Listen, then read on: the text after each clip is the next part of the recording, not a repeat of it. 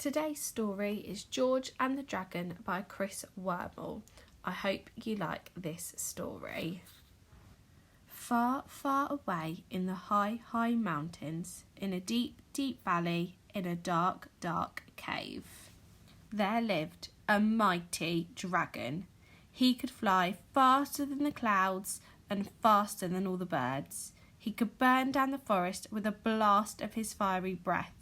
He could smash a castle wall with a flick of his mighty tail, and he could brush away an army with a sweep of his monstrous wing. There was nothing so fierce and so terrible as the mighty dragon. But he had a secret. A big secret. Well, actually, it was a very small secret.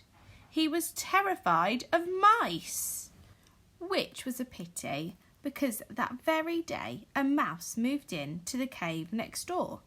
His name was George. Now, George didn't much care for the cave next door. It was cold and dark and draughty.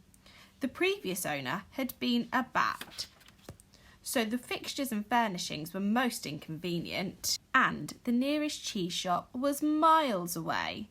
George was feeling rather miserable, and to make matters worse, he had no sugar for his tea. "I know," said George. "I'll just pop next door and see if I can borrow some." So he did. "I say, you couldn't loan me a couple of lumps of sugar?" asked George. "Ah!" screamed the dragon and fled. "I'll blow," said George. "No tea then."